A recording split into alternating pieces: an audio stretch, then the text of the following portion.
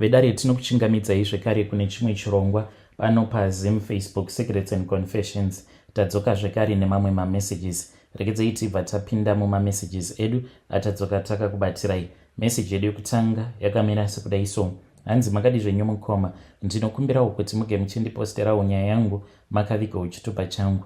Ndauyawo pano ndiine confession yangu iyo yandiinayo. Ndinoda kureururawo izvo zvandakaita inini nemurume wangu, but zvose izvi ndichizozviita mukoma Nashe. It was because business redu rainge rabroka apa tainge tazama nepose patainge tichigona napo kuti tinge tichimbozamawo kuti zvinhu zvinge zvichiita senani. Murume wangu akadzokera kubasa neniwo ndikabva ndatanga kushanda pane umwe muIndia ndichimushandira stay in mate. Tichiti zvimwe kuda we were going to recover nekuda kwekuti tainge tabva mukurasikirwa nemari yainge yakawanda chaizvo.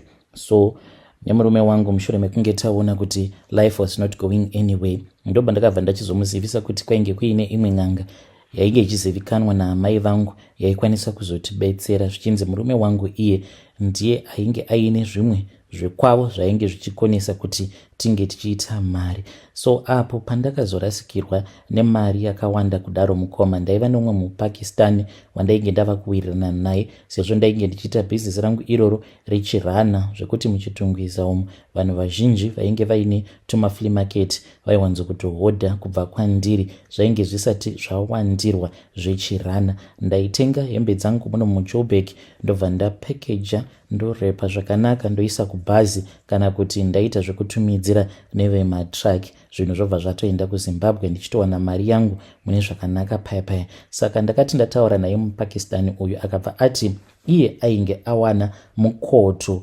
wekuti hembe idzi taitongodzihodha straight kana kubva kunana Pakistan kumwe kwadzinogadzirwa kuIsrael, kuTurkey kana kuti kuChina. Saka hanzi vaizongoisa mumacontainer. Zvinhu izvi zvobva zvazoshipwa zvouya kuno kuSouth Africa zvobva zvasvikira kuDurban. Chedu chete chataifanira kuti tinge tichiita kuzongotsvaka Korea, then zvinhu izvi zvobva zvatoya muJoburg. So it was going to be very cheap because idzo hembe idzi ma-counterfeit good kana uchitenga direct from the source they are very cheap. Mukoma Nashe unokwanisa kutotenga kana bhero rema Nike sneakers efake even ne1000 rands apa anenge akawanda zvekutosvika kana kuma100 or more than 100 and something. Apa kana uchizomatengesa masneakers awa unenge wava kuwana profit yakawanda because ivo vacho vanogadzira ma-counterfeit goods vanoda kuti vange vachiita mari nekukasika. Havanei nekuti vaita profit yakawanda here kana kuti profit shoma, because dzimwe nguva vanototi vatori panguva iyo yekugadzira zvinhu izvi they can be raided before they ship them. So vanenge vachitoda kutoti vange vachizviita nekukasika. Mukoma Nashe muPakistan uyu ainge atogara atova nemukoto uye zvekare ndaitoona kutoti munhu uyu ari kuita mari apo pandakazobvuma kuti ndinge ndichihodhawo dzangu hembe achiti ndoda kungozadza riri container once ndobva ndatosimukira achiti kana ndikangogara ndakwanisa kuita saizvozvo what I'm going to do is that ndichabva ndatongovhura supermarket achiti ari kuda kuzoita franchise yeShoprite obva asiyana nezvekutengesa ma-counterfeit. Saka aitondiudzawo kuti anokwanisa kuzotondibetserawo kuti ndinge ndichikwanisa kuzotangawo kabusiness kangu karestaurant kana kuti kasupermarket tobva tasiyana nazvo zvekutengesa hembe idzi dzefake. Mukoma Nashe ndakarwadziwa. Umwe musi akandifonera painge pari pakati pawo usiku, akati andifonera kudaro akabva ati kwandiri our container had been seized kuDurban uko kwainge kuine operation.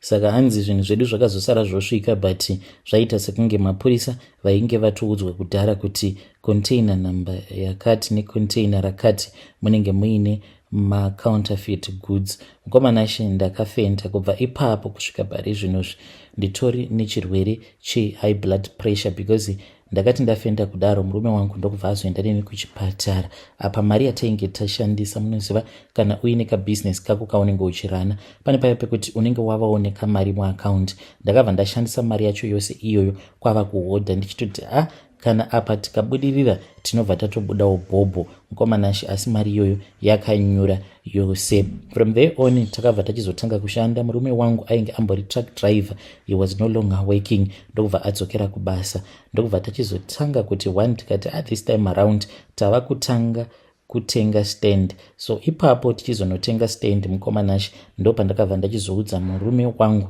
nezvenhau yen'anga iyo yainge ichizivikanwa naamai vangu. Yakatanga yatibatsira pafoni, ikabva yazoti yainge ichazouya kuno kuSouth Africa. Zveshuwa vakauya sekuru vaya kwava kutibatsira, uye zvekare tikazoendawo kumusha uko kwatakazoenda kumba kwavo, vakabva vazotibatsira zvekare. Saka tainge tisati tatanga kuvaka, asi tainge tava netarisiro yekuti sezvo murume ainge oshanda iniwo ndichishanda, tainge tichitoziva kutoti mwedzi wakati ndo patichatanga kutengawo mabuilding material tichiita sei. Saka ivo vakazoti musati madi munofanira kuti munge muchizoya kumba kwangu. So takazovafonera apo patainge tava kuda kucheresa foundation, vakati aiwa cheresai foundation, but vasati vadira munofanira kuti munge muchizoya kumba. Takaenda kuya mukoma, vakabva vazotipa ruoko rwemunhu, vakabva vati ruoko urwu rwainge rwakafukunurwa mushure mekunge umwe mukadzi wemuvillage mavo imomo ashayika. Saka vainge vachingoshandisa mishonga kuti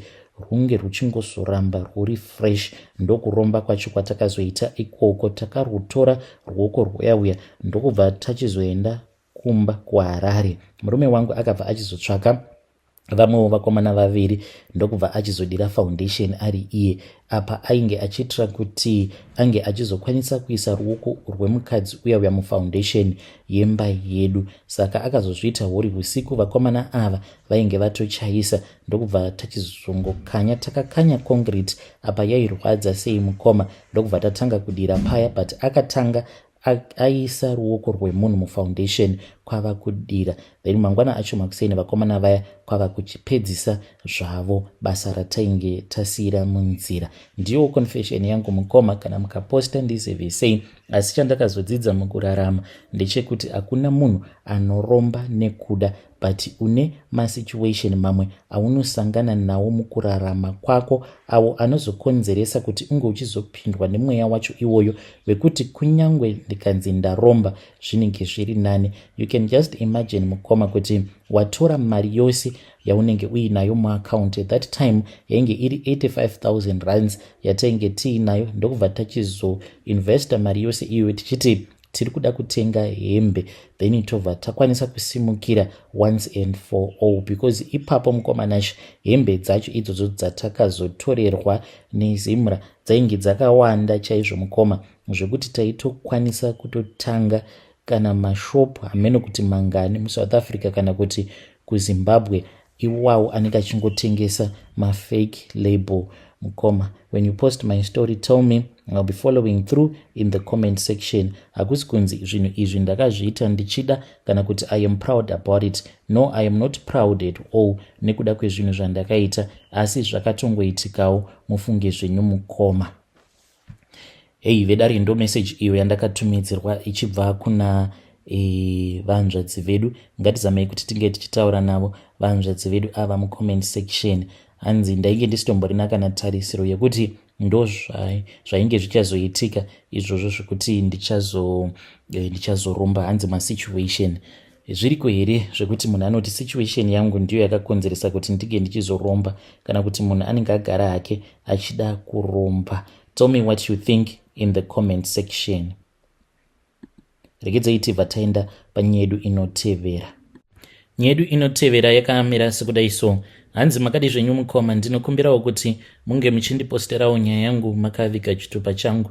Mukoma nashi ndoda kureurura kuti ndakabawo jaketi remurume webest friend yangu ndikabva ndazoenda naro kuZimbabwe, uko kwandakasvika ndikanoripa vamwe sekuru vangu avo vanoitawo zveun'anga. Ndo vakabva vazorigadzira kutaura kudai best friend yangu akatozorambana nemurume wake, but chava kundirwadza paari ndechekuti panyaya idzi dzemujolo atambudzika vedu we each and every relationship yaanopinda mairi anozotobudamo ava kutobvunzwa nemapurisa kuti is this a form of suicide that you want to do? Because tariraone kuti munhu wacho waugere naye kuti anokurova sei kuita sekunge uchafa, but isu kana tazofonerwa necommunity kana tauya pano kuti tinge tichimusunga, iwewe unobva wati hausi kuda kuti munhu uyu ange achisungisiwa nekuti unokwanisa kuzofa nenzara. What type of a woman are you? Each and every relationship iyo yaanopinda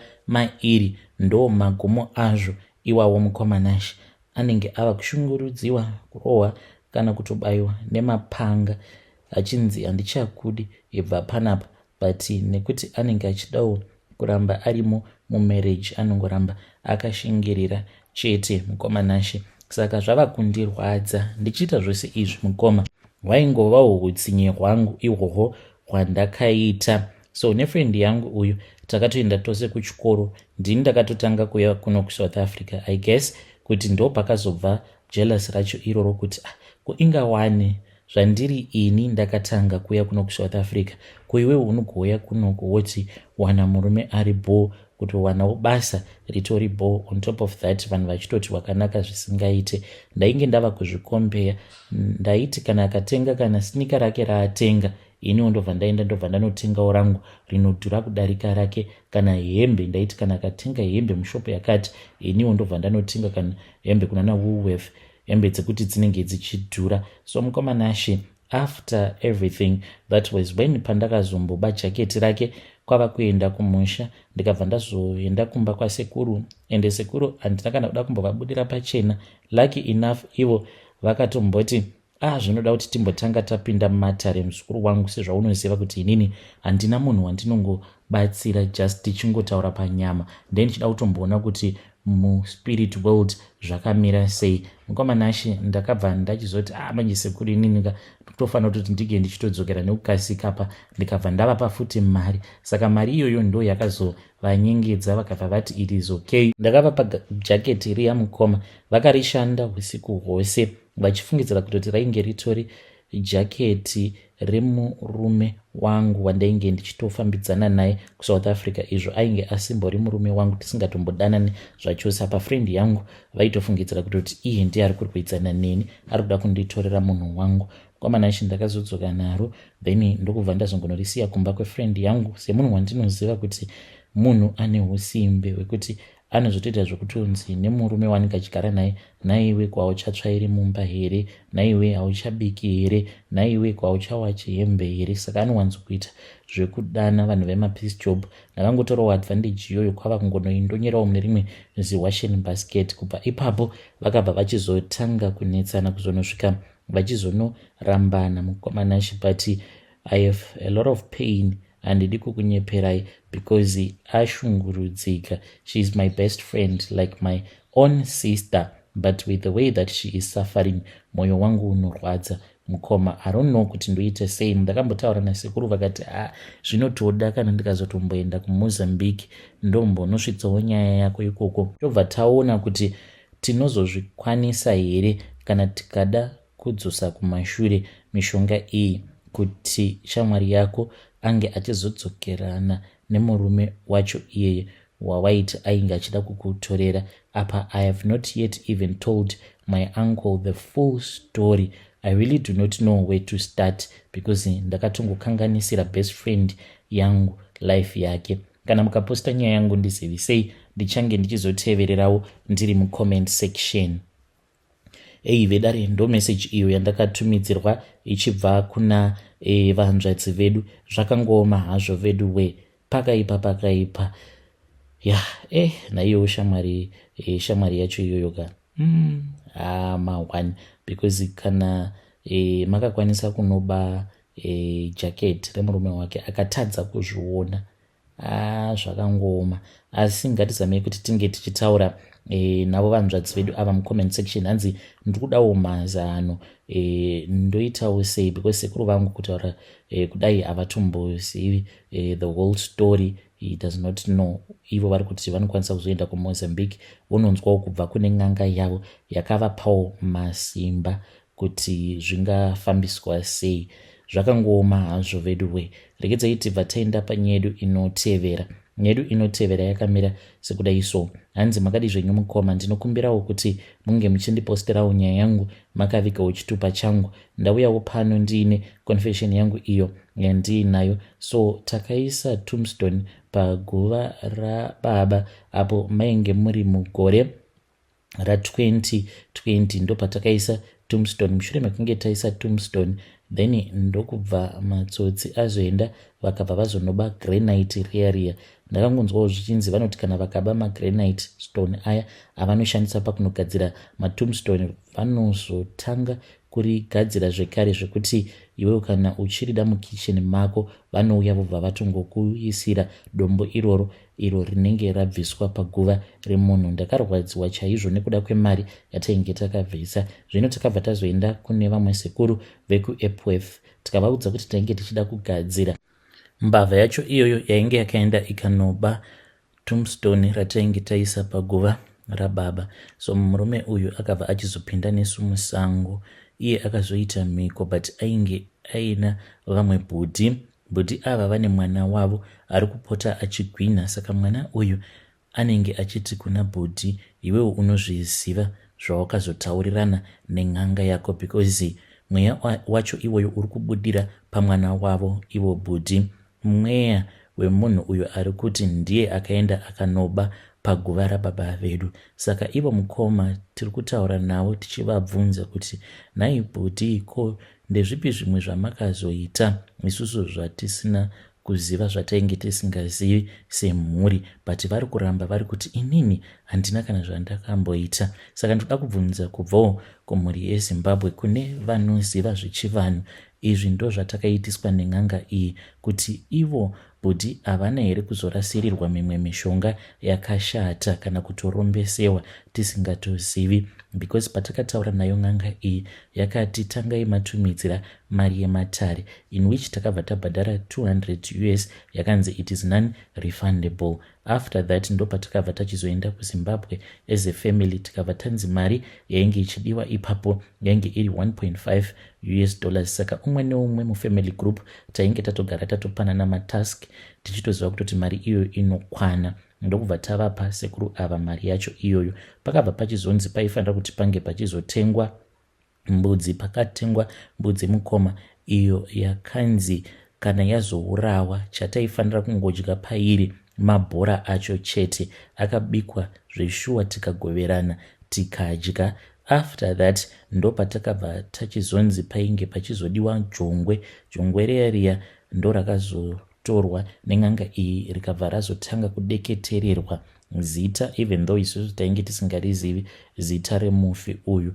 Rakadeketererwa zita iroro pajongwe racho ndokubva tachizoenda musango. Saka ivo vakabva vachizoti kwatiri, munhu uyu ndikungomupa 2 months kuti ange achidzosa mari yenyu. Kana akasadzosa mari yenyu iye achazvionera ega. We never knew kuti the person was going to die. So mukomanashi vakabva vachizotora ivo bhudhi vachiti sezvo iwewe uriwe baba vasara vakariritira mhuri iyi, ndiwo unofanira kuti unge uchizozadzikisa mhiko dzose idzi. Vakabva vachizobatiswa jongwe riya. Tainge taunganidza mahuswa nezvitanda kwavakovesa moto vakapisa jongwe iroro, vakaita rekusunga mapapiro zvekare nemakumbo aro. But panguva yacho iyoyo vakazosara vari vega panzvimbo ipapo vaine n'anga yacho iyoyo. Saka mukoma ava ndo vane mwana ari kugwina achitaura iye achiti, ndini ndakaenda ndikanoba paguva rababa venyu. One zvandakati I was sorry, but hamuna kuda kudzora tsvimbo, makaramba chete muchingondirova. So we do not know. Ndauyawo pano ndichidawo kuti mhuri yeZimbabwe kunyanya avo vanoti ivo vanoziva nezvechivanhu kuti zvese izvi zvatakaitiswa nen'anga iyi nemari dzose idzo dzatakabhadhara, is it normal kana kuri kunzi unenge uine mbavha yaunenge uchida kugadzira? Because zvaizvezvi zvinhu izvi zvatipandukira mukoma. Zvakazogara navo pasi sekuru ava tikavabvunza kuti zvino tinofanira kuti tinge tichiita sei kuti mwana uyu ari kurwara ange achizoita right. Vakabva vati paari pane chivanhu chiripo ndo chiri kumurwarisa. Saka nekuda kwekuti isuwo takabva tachizonobata mishonga yatakabata tichida kuti mbavha iyi inge ichizodzosa mari, because we knew kuti already Tombstone rainge rakatotengeswa as granite. Zvatainge tichingoda kuti zvinge zvichizoitika ndezvekuti munhu uyu auye kuzoreurura kwatiri nekuzodzosa mari, but unfortunately that did not happen in time. Munhu uyu ndokubva achizofa zvake. Now ava kutimukira chipoko, uye zvekare ivo vari kuti vanoda at least 3,300 I think ndo mari yavari kuda, hanzi kuti tinge tichizogadzirisa mwana wabhuti. Manje ini mari handina. Murume pandakamuudza kuti ndo zvataudzwa nen'anga, akatongoti ipapo hangu handina rekutaura, which means kunyange zvikanzi panodiwa mari, he is going to refuse this time. Iniwo mazuva ano handisi kushanda, saka ndinokumbirawo advice kubva kumhuri yeZimbabwe. Hey vedare, ndo message iyo yandakatumidzirwa ichibva kuna vanzvadzi vedu. Ngatizamei kuti tinge tichitaura navo vanzvadzi vedu ava mucomment section. Zvakangooma hazvo veduwe, but kana muchiti makanobvisa 1,000 something US dollars ikoko kun'anga kwacho ikoko, Tombstone racho makaritenga mari, because pane zvimwe zvinhu zvokuti munenge muchida kuzobatana nemwe mishonga inozokunetsai, but if you calculate maybe 1,000 iyo yamakazobvisa yainge itori mari yakawanda zvekutoti maikwanisa kutotenga futi rimwe Tombstone. But ivo vari kuti taida kuti munhu uyu ange achidzoka kwatiri.